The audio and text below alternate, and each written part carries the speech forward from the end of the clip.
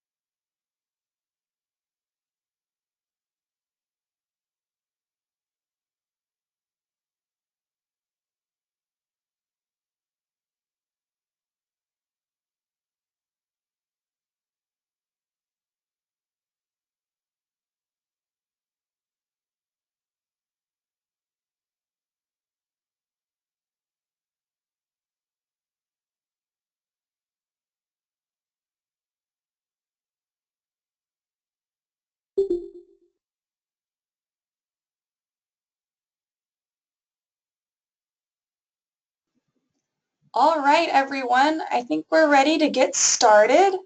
And I'm going to turn my webcam on. Hopefully all of you can see me. There we are. All right. So this is actually our first webinar for TAMS ever. And we're hoping that y'all will benefit from it just as much as we will and getting to communicate with y'all. Can y'all test out that raise hand button one more time and go ahead and just let me know if you can hear me? Just raise your hand if you can hear me. If you can't hear me, try and fool with your settings on your computer. I know you can't hear me say that. I'll put it in the chat.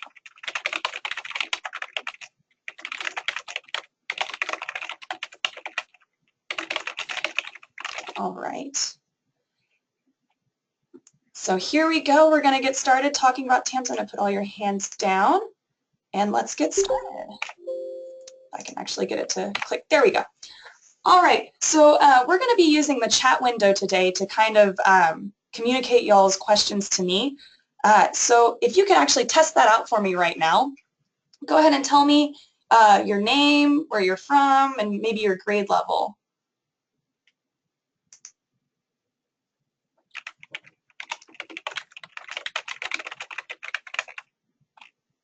All right. Hello, Toby. Nice to meet you. Where are you coming from? Just give us kind of a general area. Oh, hi, Katie. Nice to meet you. I see you're from Plano. Great. All right. We got one from San Benito. Fantastic. Nice to meet you, Rick. Awesome. Hi, Ryan. You're from Allen. Great. So just go ahead and keep trying that on that chat window. And what we'll do is while I'm presenting, if you can go ahead and just type your questions there, I'll take a break in between sections and go ahead and answer your questions. And at the end, we'll do a very comprehensive Q&A. So just type your questions in that chat box, and I promise we'll get to them. So here we go. What are we going to be doing today? Let's take a general look. This is our itinerary. We're going to have about, I guess, a short overview of kind of what TAMS is in the grand scheme of things. We're going to then talk about student life, which is the focus of today's webinar. The home away from home that TAMS eventually becomes. And then at the end, like I said, we're going to have a brief Q&A. So this is just a plan, and depending on y'all's questions, we might go over an hour, we might go under an hour, but we're kind of shooting for around an hour. But feel free to email me or call me during the week if you have to leave or one of your questions isn't answered. So let's start with the big question here. What is TAMS? TAMS is made up of 4 general components. The first is its early college admission, which I think a lot of you probably think of when you think of TAMS. They're regular college classes here at the University of North Texas. So that's the early college admissions component. The second key point is that we're residential. Students must live on campus. We don't do this commuting thing here at TAMS. It's you live on campus because that's a key part of the program. Another part is that we are a 2-year program. Students typically apply in the 10th grade and participate for the 11th and 12th grade. And I have those asterisks there next to the 11th and 12th grade because in very rare cases we'll have exceptional 10th graders considered, but in the vast majority of cases 10th graders are invited to apply, and then in the 11th and 12th grade they actually attend. And finally, the last component, and probably the most interesting to me about TAMS, is that we're very unique. We're the only program of our kind in Texas. We actually have a special partnership with the state legislature that lets us operate in the way that we do. So we have many, there are many other programs in the state that I guess have one aspect of TAMS, or they give college credit, dual credit. There are some other opportunities there for students, but none of them combine all of those opportunities in the way that TAMS does. So I'm going to kind of give you an overview right now of how TAMS combines those opportunities. TAMS is a unique blend of 2 educational experiences. We've got our high school on the left and our college on the right, and TAMS is somewhere in the middle. As you can see, high school is very structured. Students live at home, they commute to school, and your family is generally taking care of you. You've got a large support group who's going to watch out for your grades and contact your family, your parents about any issues that you're experiencing in class. And I think that this is kind of the most definitive. Everyone has to be in high school, right? You don't really have a choice about being there. It's where you go when you're in high school. In college, you get a lot more independence. You're going to have your schedule depending on what classes you're taking that you choose. You're going to live in a residence hall or maybe an apartment away from your family. You're going to be taking care of yourself, and your students are solely responsible for their academic success. Your professor's not going to call your mom and dad and say, hey, you know, Timmy is having a problem in this class. So you're responsible for those classes. And finally, directly opposite of high school, everybody wants to be in college. I mean, you're actually paying for your education in those scenarios. So TAMS kind of takes the best of those opportunities and blends them together. I like to say that we have the academic rigor and independence of college, but we have the support and supervision of high school. And I'm going to tell you a little bit about those things as we continue on. And again, I'm just reminding you, go ahead and use that chat window if you have any questions at all, whether it's about the slides that I'm presenting or about just burning questions you have, and we'll address them later on. So let's talk a little bit about the academic opportunities that TAMS offers. I have it in yellow, and you'll hear us say it many, many times. All classes at TAMS are regular University of North Texas classes taught by UNT faculty. These are faculty and professors that are at the cutting edge of their fields, and these are classes that your son or daughter could be potentially taking with other university students. So these are regular, real UNT classes with, it's almost like a dual credit has been flipped on its head. In dual credit, you're taking high school classes for college credit. In a TAMS scenario, you're taking college classes for high school credit.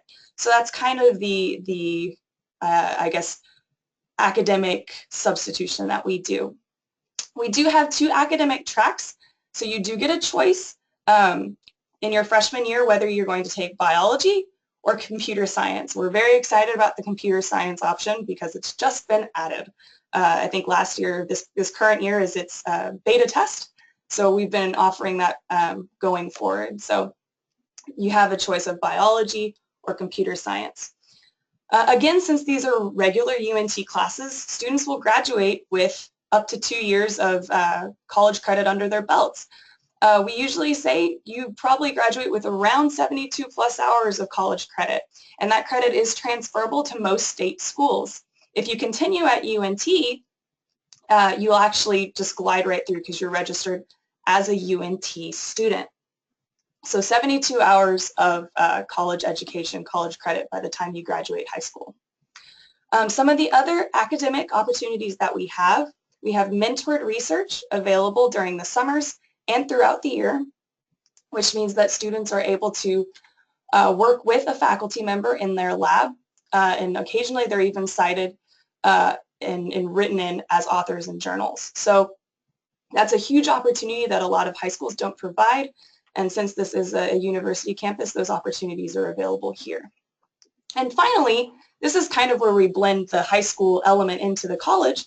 We have a huge academic support system for these students. We have 2 full-time academic counselors available for our students, as well as college advising, so deciding where they want to go after TAMS. And we even have tutors, tutors within the university, as well as tutors that are supplemental to the university that are only for TAMS students. So we give a lot of support to our students there. Speaking of our students, on our next slide, we've got 2 of our feature students doing some of that research. On the left, we have Gabriella Webster performing some molecular biology research. She's actually the president of McConnell Hall Association, which is kind of like a blending of student council and a residence hall association. It's a really interesting club. They organize prom, dances, and all sorts of different fundraisers that keep McConnell Hall functioning. And Gabriella wants to be a vet, so this is why she ended up in TAMS. The other student we have here, this is actually an alumni. His name's Aditya, and he was part of Dole Roar, a music organization we have here on campus. It's kind of like band. We have band and orchestra merged into one in dull roar. Aditi is a violinist, and in addition to performing tons of research here on campus, he actually also performed at Carnegie Hall. He was also involved in the engineering society here on campus for TAM students, and we went around to local middle schools and would do demos. So that's kind of a snapshot of what our students are capable of here in our program. And now I want to play a little game with y'all.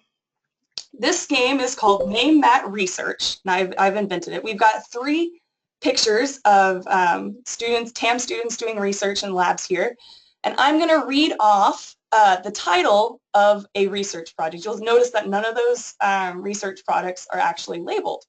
So I'm going to read off this research title, and I want you all to, at home, play along and guess which picture this title matches. And if you want to even type that in the chat window, whether it's the left, the right, or the bottom, which research project matches this title. So here we go.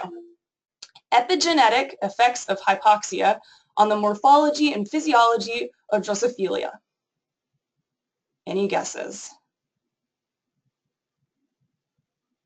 All right, so that's number 1. I'll read it one more time. Epigenetic effects of hypoxia on the morphology and physiology of Drosophila. All right. And the answer for that title is actually the top left.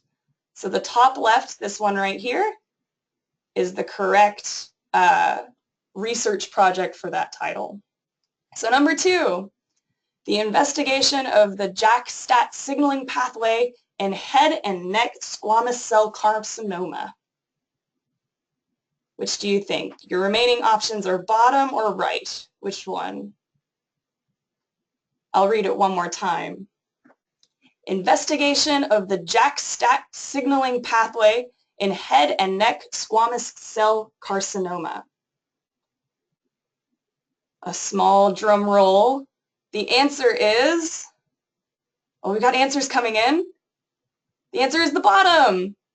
This is the correct answer for that. So the investigation of JAK-STAT signaling pathway in head and neck squamous cell carcinoma, say that 3 times fast, is right here. And finally, the last one, but you'll already know this by process of elimination, is dynamic effect of microparticles in a liquid. So can I all get a unanimous decision of this being the right option? So you can see that our students actually perform some pretty impressive research. They aren't just doing science experiments, with volcanoes. They're actually in labs working on high caliber research with professors who are at the cutting edge of their field. So that was our little fun interactive game today. So we're going to move on to our next section here, but if anybody has any questions about the previous section, go ahead and type them in the chat box here. Are there any questions about what we covered, kind of academics, or just TAMS in general, how we work? Does anybody have any questions about that? Looking like not yet. So I'm going to go ahead and continue on through what it costs. And again, if you have any questions, just put them in that chat box. So here we go. What do we cost? Now this is our big italicized, large fonted disclaimer that all prices provided are estimates and they're may change from year to year. So the costs that I'm providing here today are just estimates, and they might vary slightly based on what the university decides. So being that as our big, bold disclaimer, don't forget, and you'll see it a few more times, I've actually included it. So what do we cost? The great news is tuition, university fees, and books are all paid for by TAMS with no cost to you, which is pretty amazing. So tuition, universities, books, all of that is free. The only things that we ask for at TAMS are room and board and a small program charge. So room and board generally runs around $7,800, something close to that, and the program charge is generally around $1,400. I have 2 asterisks by there because these are estimates based off of this previous year, so they might change. Another point that I really want to emphasize is that financial aid is available. I know when you go from high school, which is completely free depending on what kind of high school you go to this kind of cost for a university setting, it can be very intimidating. but financial aid is here to help. I have it in yellow there because a lot of people feel like they don't want to apply for the FAFSA because they feel like it won't help them, or they don't think they'll qualify for aid, or they just don't feel like they need aid right now. No, please fill out the FAFSA. Even if you don't think you'll need it, even if you don't think you qualify, the FAFSA actually allows you to qualify for scholarships and grants, not just loans or need-based aid. So it's really imperative that you fill out the FAFSA. And I see a question here from Jane asking if we can use 529 funds to pay for TAMS. Yes, the answer is yes to that. So 529 funds can pay for TAMS. Fantastic. Filling out the FAFSA. I believe the FAFSA deadline is, I think it's in December, but it depends on the university. I can follow up on that and send you an email, Carrie. But I believe it's based on the university. If your son is not applying to TAMS quite this year, you can wait a little bit. And I'll answer the questions about application for TAMS in the next section. So just hold on to that, and that's a great question. So moving on to kind of the cost comparison. This is a 2-year cost estimate, and it's a little bit of a comparison between what you pay at TAMS for 2 years in an engineering program versus what you'd pay at another university. Here we've used UT Austin, and it's an engineering major. As you can see, the costs are very, very different, right? TAMS, again, has no tuition, no book fees. All we're asking is room and board. So for 2 years at TAMS, you're really looking at around $18,000. But when you consider that other programs run upwards of $40,000, you're actually getting quite a bit of a bargain. And I say it one more time, I know I'm sounding like a broken record. These are cost comparison estimates. They're subject to change. They may not be exactly the same. But I think the general idea that we're pretty comparable, at least to other opportunities, is pretty clear at this point. Okay, so right before we go on to the application section, I want to address Rick's question about an alternative to room and board. There is not. Again, our residency requirement, I guess, for TAMS living on campus, that's a kind of non-negotiable thing. We're not a commuter school.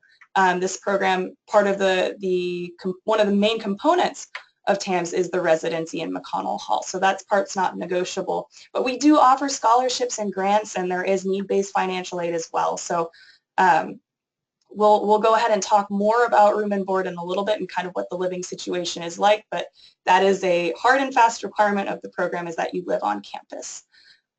So let's get into how to apply. We had a question earlier about when do we apply for TAMS? How do we apply for TAMS? So we're going to talk about that now.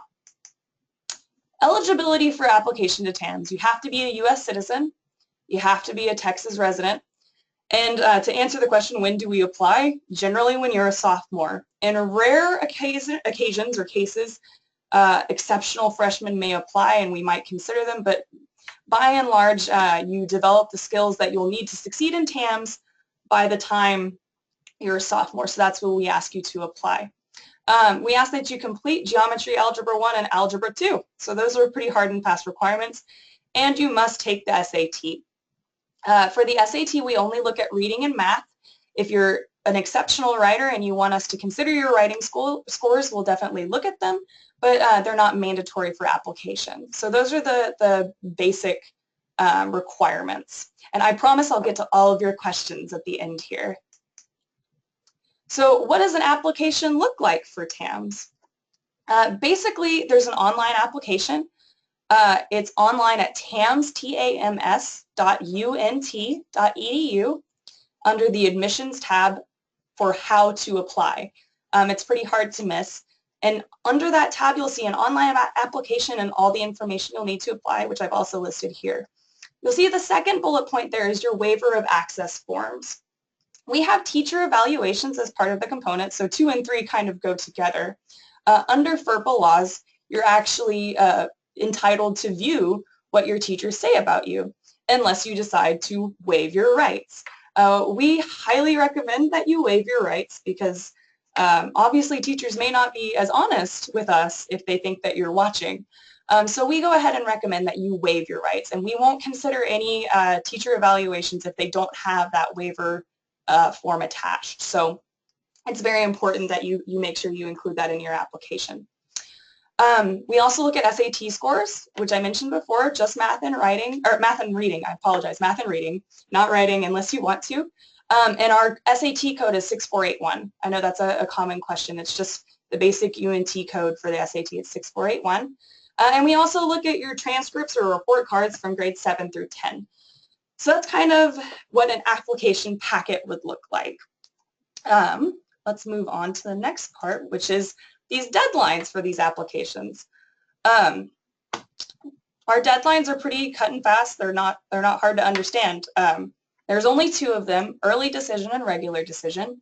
Our early decision deadline for this year is December 10th, and our regular decision deadline is February 25th. I have February 25th in yellow there because it was posted as earlier on our website for a small bit. It's been corrected now, but just note, if you're applying for this year, we've got February 25th as the last and final deadline for the class of 2019. A few more dates to remember. We've got our interview day for early decision on January 21st, our interview day for regular decision on March 25th, and then finally, if you're actually accepted into the TAMS program, we've had summer orientation on June 9th and 10th. Summer orientation seems like it's a long way away, but it's a very, very important part of our, I guess, preparing you for being a TAMS student. So if you're actually accepted, it's darn near mandatory that you attend. So if you're serious about TAMS, please mark these dates on your calendar. I've had so many people tell me before, you know, we've planned a vacation in advance because we just didn't know. Well, this is me telling you, summer orientation is June 9th and 10th, and interview day is January 21st, and interview day for the regular decision is March 25th. So those are our dates. All right, let's get some questions from that previous section. It looks like, do we have any merit-based scholarships that could apply to room and board? Yes, we have grants and scholarships. That's why it's really important to fill out that FAFSA. What if we take Algebra 2 in the summer of 2017? That's a great question. In the past, it's been done, but it's kind of a rare thing. Send me an email so I can actually discuss with you your particular needs. Carrie, so if we send our scores to UNT, they'll go to TAMS. Yes. Send your scores to UNT, that's 64, or let's go back to, and I can make sure I remember the actual number. 6481. I always say 68 first. 6481 is the correct code, so UNT's SAT code. What are the benefits of applying? Oh, this is a great question. The benefits of deciding early versus deciding by the regular deadline. There are pros and cons. The regular deadline, obviously you have more time to get your applications together. You can take the SAT more than once if you like. That's something I forgot to mention is actually we only take the highest score. So if you take the SAT twice and you score higher on the second SAT, we'll only look at that score. So that's a benefit of doing regular decision, the later deadline. A benefit of doing early deadline would actually be you can kind of plan your life for the next couple of months. You'd know whether or not you'd be continuing at your high school. Another benefit would be that you might get placed onto a wait list and considered for regular decision. So that's kind of the pros and cons. Obviously, a con of the early decision would be that you don't have as much time to take the SAT, and a con of the regular one would be you don't have as much time to plan what's coming. So that's kind of my pro and con of those two things. What is the selection criteria? Fantastic. So I'll go back to the application. Oops. The application includes, this is a holistic application process. There's not any minimum or maximum, I guess there wouldn't be a maximum. There's no minimum requirement of scores, test scores, anything like that, but it is holistic. We kind of work on a sliding scale, and if I encourage you to check out our website, tams.unt.edu, we actually have a handy little graph. What we generally look for is obviously A's and GPA, so kind of a 90s and above would put you in great shape. As far as SAT scores, kind of math 600, writing, or not writing, gosh, I keep saying that, reading 550, something in those ranges. But if you get below those scores, don't give up, don't decide not to apply, because we work on a sliding scale. Admission is actually decided by a committee, and they meet and discuss each applicant with regards to their scores and everything, as well as their interview. So it's a very holistic process. Do I have any other questions, any last minute questions about application and admissions? All right, looks like we're wrapping that up. So I'm going to go ahead and move in to our student life section and introduce my handy dandy co-host here. This is Savannah Depew. Can you see me? I think they can, yeah, okay, I hope so. Savannah is one of our program advisors in McConnell Hall, and I'll explain what that is in just a little bit, but she's going to be here to answer our questions as well.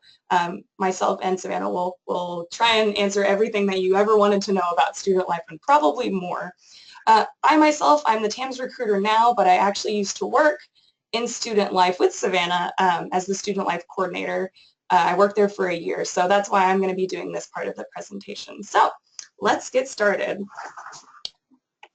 What is student life? It's very different from what people think of in high school. I think it's a lot broader when you move onto a college campus. Obviously, you've got the literal, which is where you live and what you eat, your community, your support groups, any student organizations that you're involved in, so people who are involved in sports or athletics or band or theater, all of those are student organizations that continue to contribute to student life. And then I think this is the most important bullet point, but anything you do outside of the classroom that contributes to your character. One of the main goals of student life is to really grow the individual, not just the brain. So and we'll talk more about that in this section, but I just want to emphasize that student life is really almost everything you do or everything the student does outside of an academic setting. So that's kind of the overview, and I'll address each of these bullet points individually as we go on. So first, the literal. Where do you live? The residence hall for TAMS students is McConnell Hall. McConnell Hall is awesome because it only houses TAMS students. It's a very unique residence hall. It is a co-ed dorm. It's separated by wings, so genders don't cross paths. We have policies based on gender for visitation and when genders can visit each other. So it's co-ed, but we do have some separation there. When I say restricted access with a 24/7 desk, that means that we don't just let anyone come into the building. We are very, very, I guess, scrutinizing when it comes to who enters our building. Anyone who is not a student or not a TAMS student has to be escorted at all times by either a staff member or a TAMS student. So we don't just have random people wandering around. For parents, this might be, I guess, I hope, a little bit of a mind-easing fact, but we actually do have a 24/7 front desk that you can call anytime.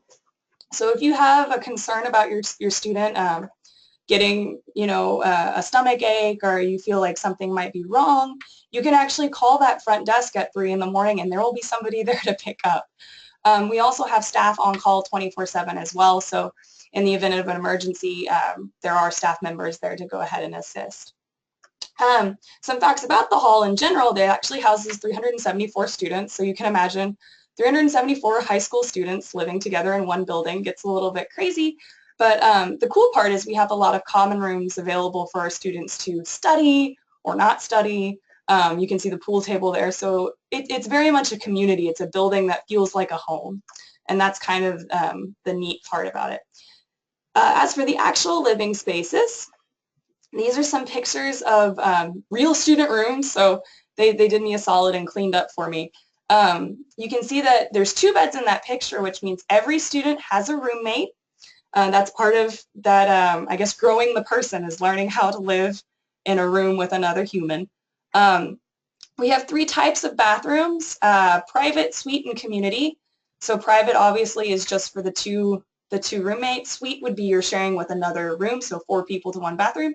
And community bath is actually a bathroom that is for the entire wing, which I personally think is kind of cool because you actually don't have to clean it. Someone does that for us. So that's kind of a general rundown of the the hard and solid facts about what life is like. You can also see, I wanted to note, some people really worry about their students sleeping that high up on the lofted bed. You don't have to. There are some pictures there of lower beds as well. So if you've got any concerns about where your student sleeps or how they sleep, we've got you covered. So let's talk a little bit about the student life community. This is a lovely picture, and you can see Savannah there. There she is. Of our staff. We have 21 live-in staff. The student-to-staff ratio is about 1 to 18. So one staff member for every 18 students. It's not too bad for 376. We have 2 full-time hall directors who are young professionals, and I believe they're in this picture. Let's see. There's one of them there, that's Crystal, and where's Christopher? Here he is. Here's Christopher. So we do have a male and a female for dealing with any problems that your student may not be comfortable discussing with a member of the opposite sex. We also have 4 program advisors, like our lovely Savannah, who are kind of like senior RAs. They've been in TAMS as a staff member for a long time and are here to guide other staff members and our students in their wisdom. They also are I guess, advisors for some of our student organizations. So they're very, very much involved with the students' lives. And finally, we have our 15 resident assistants, or RAs. And these are students that are living, these are staff members living with your students on their wings. They basically end up becoming older siblings and I guess, guiding figures in students' lives. And I wanted to note as well, you'll notice I put half-time instead of part-time because our staff works so incredibly hard at engaging your students and communicating with them, just making sure that they're okay, that it's definitely not a part-time job, even if they're not getting paid for full-time. It's at the very least, half-time. So in addition to these live-in staff, we have some more on-call professionals. We've got the Assistant Dean for Student Life, Russ Stuckel, the Assistant Director for Student Life, Ben Warren, and we have our Academy psychologist. We actually have a psychologist that's only for TAMS students. And it's a great resource for our students, especially considering while they're still able to use the resources at UNT for psychological needs, the TAMS psychologist only deals with TAMS students. So it cuts down that wait time a lot more, and they're able to connect with students a lot more directly. So that's kind of a general overview of the staff that are there. Talking more about when the staff connects with students, we actually have a lot of policies and procedures in place to make sure that students aren't just running around campus. They don't have quite all the freedom of college yet or all the freedom of university. Some of the things that we have in place, we have room checks. We have curfew. Curfew is 11 p.m. Sunday through Thursday, so school nights, and 1 a.m. Friday and Saturday. And we have room checks at those times. Our students have been very generous in educating us that we need to make sure we see faces. We don't check in their, if they're sleeping. We make sure we look at their face and say, that's our student in the building. So we're very, very dedicated to security and making sure that students are accounted for every night. We also like to say we act in loco parentis. We know that you're not with your student or that your parents aren't here to help. So we like to say that we kind of act in the role of parents. We do as much as we can to be the support group and the guiding light for the students in our program. So that's kind of a general overview of the community and the guidance that students receive while they're in our dorm. Talking about student organizations, this is one of those components of student life that I think a lot of students actually elect not to do TAMS because they think that we don't have these things. And that is just not true. We have over 40 clubs and organizations for students to participate in. Over 40 clubs and organizations for 376 students. That's amazing. We have the same things that other high schools have. We have student government. We have math, science, medical professions. We have drama clubs. We have sports. I think a lot of people think TAMS kids don't play sports, and they could not be more wrong. We have so many students involved in athletics. We have our band and orchestra club. We even have a yearbook, and we have an online newspaper. So we definitely have a lot of the components of normal high school life, just in a different setting. And these are some of our pictures I wanted to talk about. This up here in the top is our engineering organization and our robotics club. So if you're interested in those things, you can definitely get involved that way. The trophy picture, the trophy, students holding the Frisbee, the soccer ball, and the volleyball, I think that is, that's actually some of our sports club members. So we have a competition with sister schools, and we've come away with the trophy, I think something like 2 or 3 years? 2 years. Savannah's telling me 2 years in a row now. The bottom picture here with people dancing, that's actually from a charity fundraiser that one of our organizations put on. And then the right, that's our yearbook organization taking pictures for yearbook. So very, very involved students, very, very dedicated and excited to get involved in these clubs. So finally, I know we talked about character, and our students are very, very involved in community service. Some of the components of character that we look for are service, exploration, citizenship, and growth. And a lot of the ways that we, I guess, encourage students to kind of develop those areas is through community service. You'll see a lot of pictures here of our students out in the Denton community. And our students are very active, be it with their organizations or by themselves. Some students actually develop their own community service opportunities. We don't require community service insofar that it's like a mandatory thing that we check like GPA, but for those higher, I guess, academic awards, we do look at community service as part of the well-rounded experience for a student. Last year, we had our students, I think it was well over 1,000 hours of community service. Students want to participate in these opportunities because they realize they're, given these great opportunities themselves, academic opportunities and community opportunities, that they want to share those with the Denton community as well. I say community a lot, but that's basically what it is. All right. So in closing for student life, TANS students, basically, we want to develop students who are passionate. They're passionate about their field. They're passionate about learning. They're passionate about getting out there and really doing things. We want students who are understanding. They understand university policies. They understand how the world works and where they fit in it.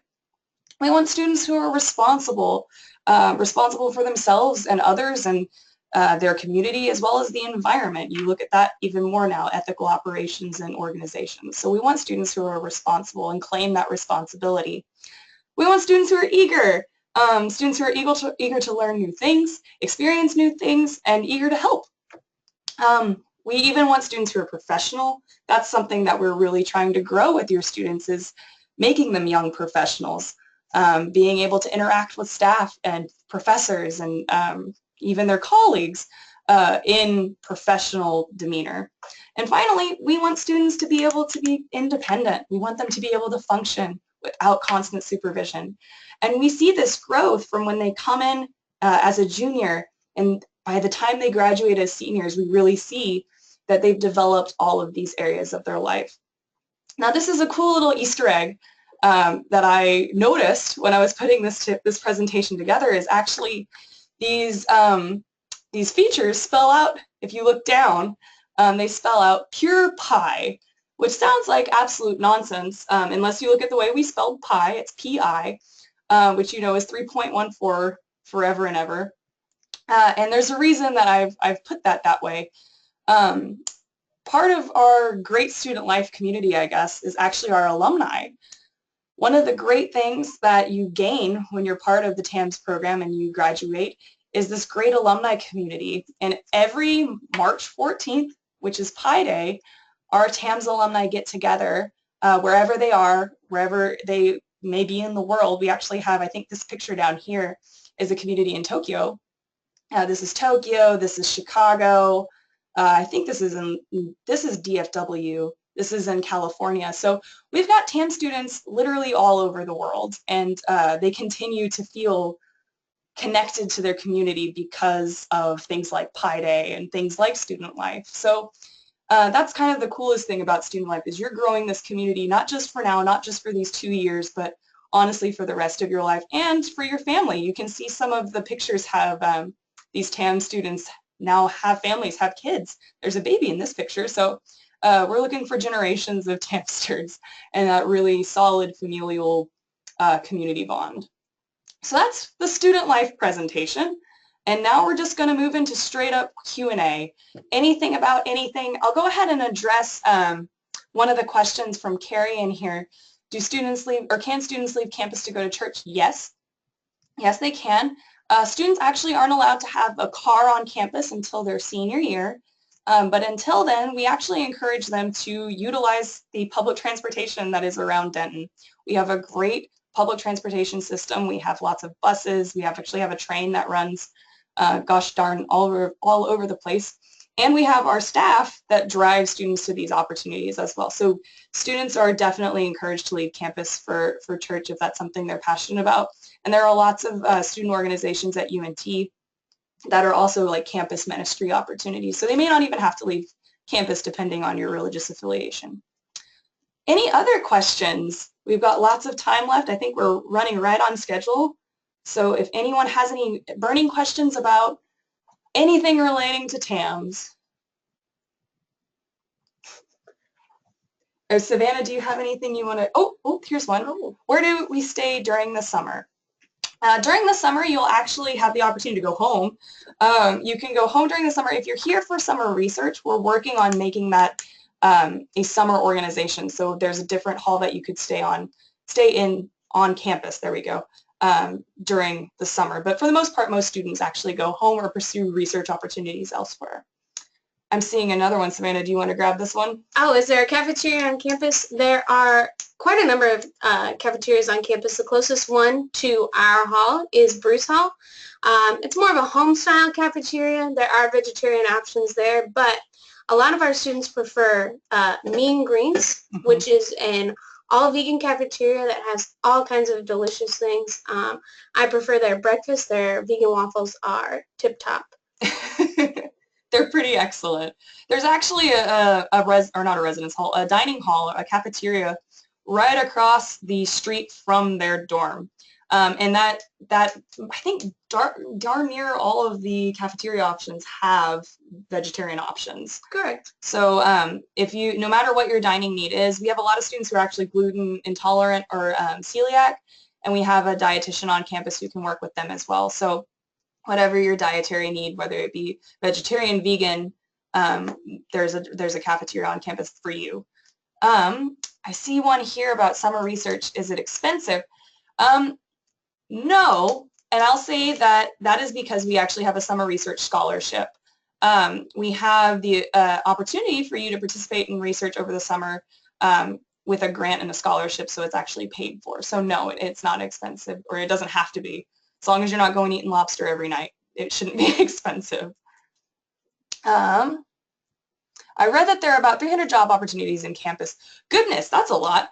I think that's probably accurate. I wouldn't be surprised. I'm not sure all of those opportunities are available for TAM students because a lot of them are minors. But we do have some students that actually work. And I know that there are a lot of job opportunities around campus, not just on campus. So we do have some students that work and get some financial aid that way. Do you see one you want to answer there? How do you find research opportunities? A lot of our students will get connected with the professors that they have in class. A lot of the professors will have ongoing research. UNT just became a Tier 1 university for research. We did.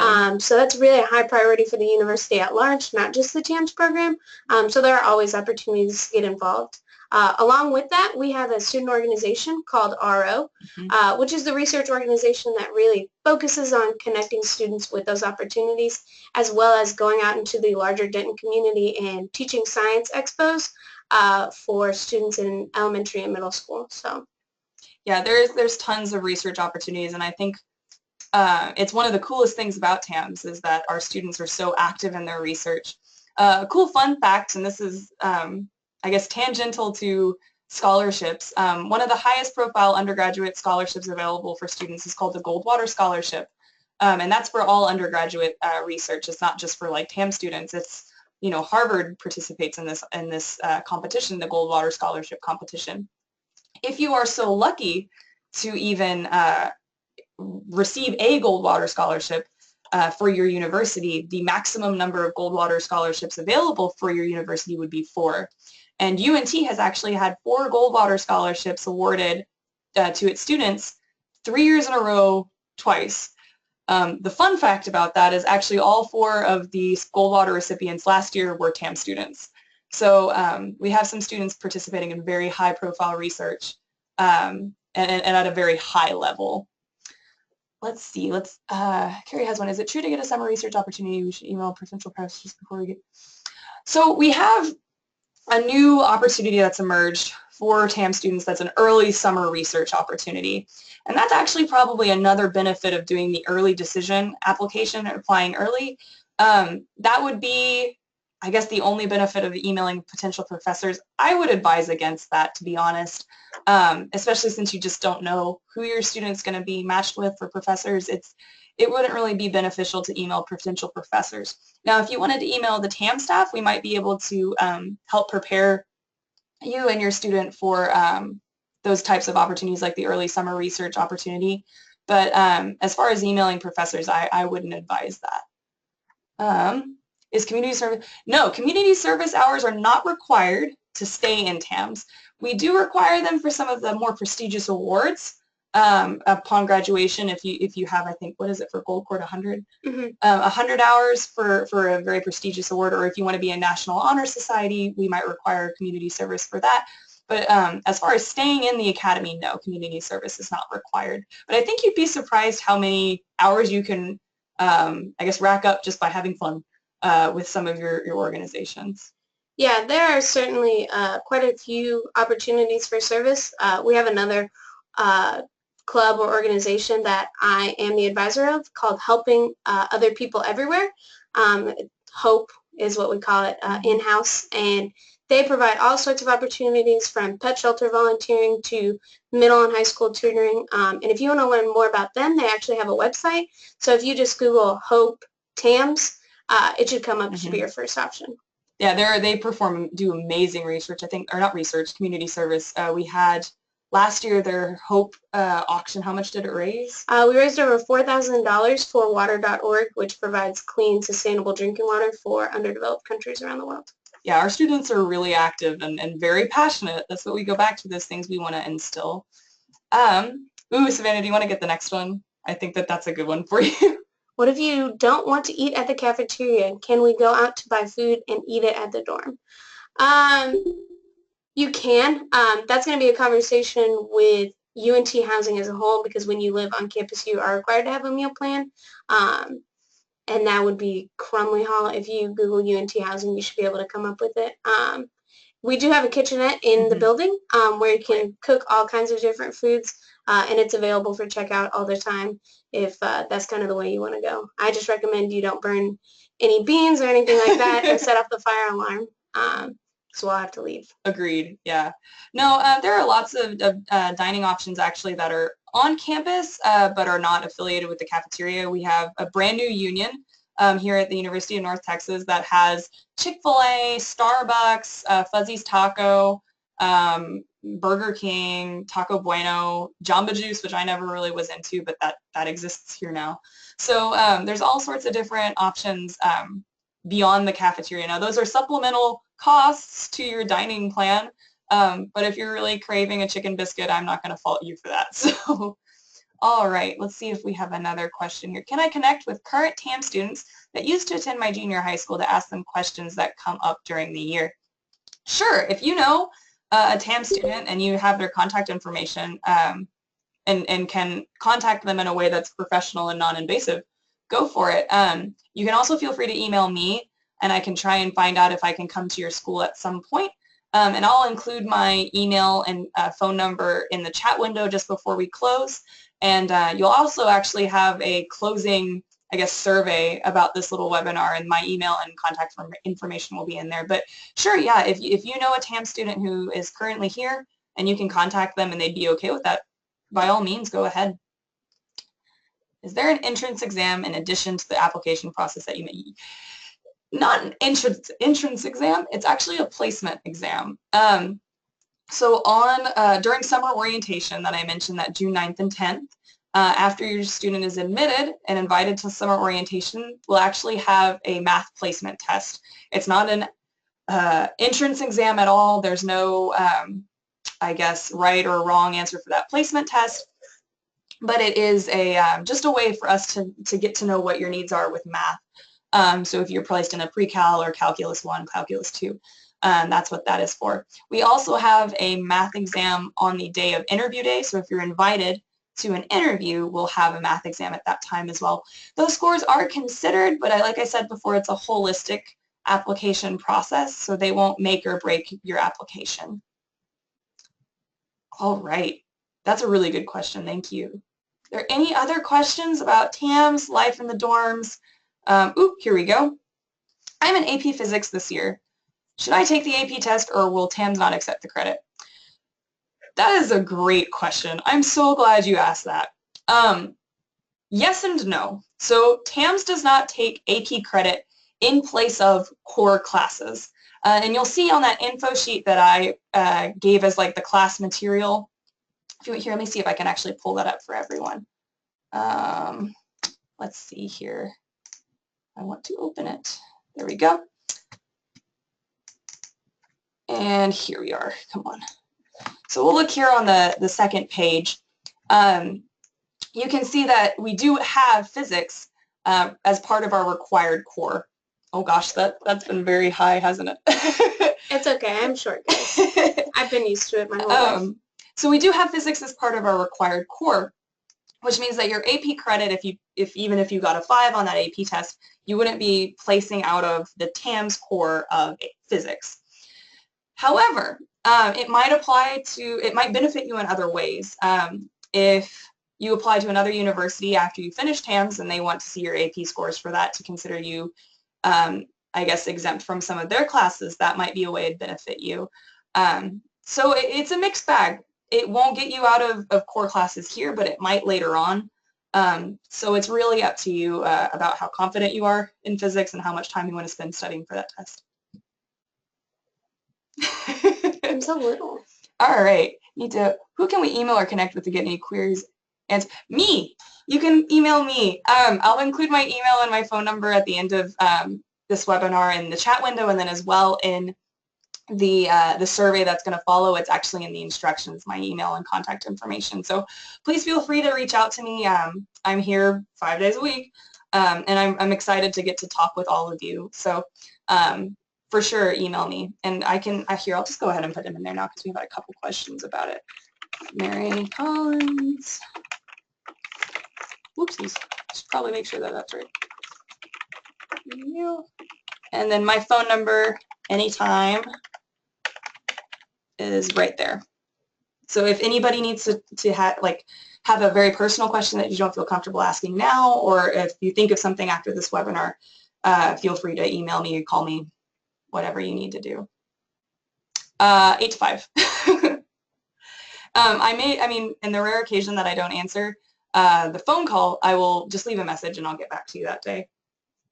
Yeah, Mary has regular hours. Yeah, regular. I get to live in the building 24/7, so. Sorry, well, actually, it's fun. I like exactly. I get a pulse of the building all the time. So Monday through Friday, 8 to 5, I'll be around. Are there any other questions? They're great questions so far. Looking like we're starting to kind of slow down here. So while we're thinking, if you have any more, continue putting those in the chat. But as kind of a closing statement, I really appreciate everyone coming out to our first webinar ever. We're excited and so happy that we were able to connect with all of y'all today. And after you close out of your webinar, it'll actually ask you to complete a survey. Please complete that survey. It'll really help us in improving these for later.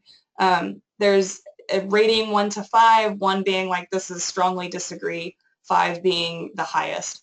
Like I strongly agree with the statement. And there's even a paragraph section for you to include your comments. We have a few more questions.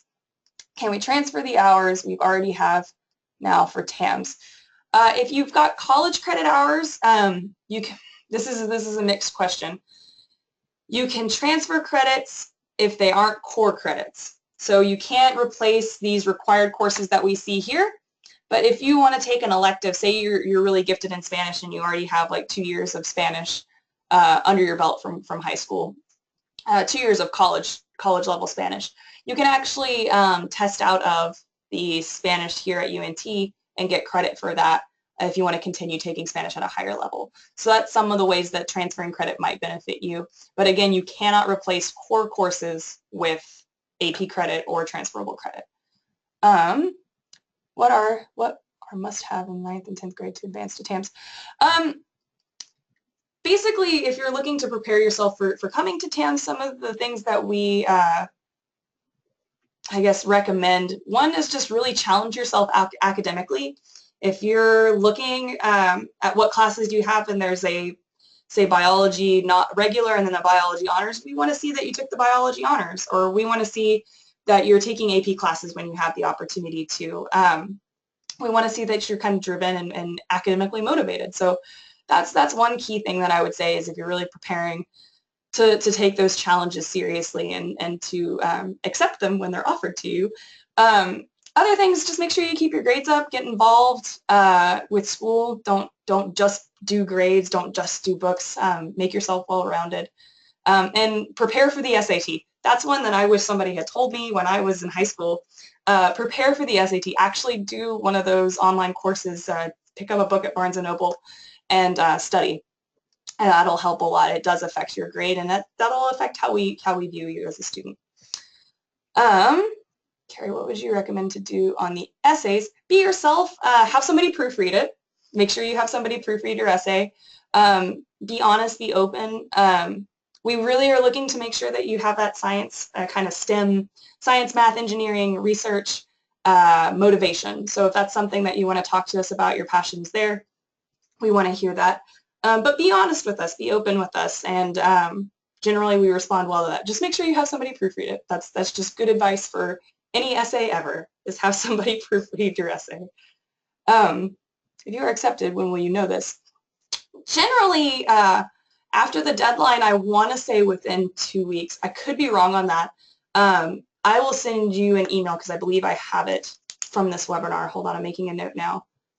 Julie, I'll send you an email and let you know if I'm wrong, but I'm pretty sure it's 2 weeks from the deadline or something around then. Oh, not from the deadline. I'm so sorry because we have the interview. What am I thinking? It's a couple weeks after the interview, so 2 or 3 weeks after the interview process. Then you'd actually have the committee will meet and discuss those options. And what do you recommend to say? So I think that's it. I think we've covered everything. Gabriella, thank you so much for pointing that out. One of the other webinars is posted at 6:30 a.m. That is incorrect. These are at 6:30 p.m. That's the only time these are going to be offered, so I'll go in and go ahead and change that. Thank you for catching it for me because that would have been disastrous. I'll go ahead and adjust it. Yeah, I wouldn't have been here. I wouldn't have been here either, and that's why it would have been bad. So no, I'll go ahead and change that. Thanks so much for letting me know. How competitive is it to get accepted, really? We have about 400 to 600. It changed. Okay, I'll back up and try that sentence again. It depends on the year, which is a crummy answer, but it's true. We have anywhere from 400 to 600 applicants every year, and we generally invite maybe 300 or 400 to 300 probably to interview. We accept 200, around 200.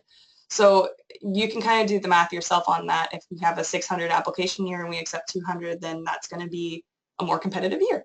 But it is competitive, and if it's not competitive even to get in, once you get here, I feel like whether it's competitive or very driven, I think our community is very, they push each other to do better. So it's not so much competition, but they definitely are academically motivated and ready to take that challenge. But great question, yeah. Any other questions? We're just about at the end of our hour, and I'm really excited that we stayed on time. If you have any other questions, again, just go ahead and shoot them to me by email. My email is mary.collins@unt.edu. Make sure you go ahead and download our info sheet. It's in the materials provided. It's at a PDF. And we'll be happy to answer any more of your questions by email or phone. Like I said, 8 to 5, Monday through Friday. This is what I do. I like to talk about TAMS. I think it's a great program, and I hope you all do too. So we'll go ahead and wrap everything up. And go ahead and make sure you fill out that survey for us, and if you have any other questions, send me an email. Thank you all so much for listening, and make sure you tune in on the 27th. We'll be talking more about those research opportunities, and our guest speaker that week will be Dr. Jim Duban. He is an amazing speaker. You will be very, very interested in what he has to say, far better than me. So I hope we see you on the 27th, and thank you all so much for your time. Have a great evening. Bye. Where is the camera? There it is.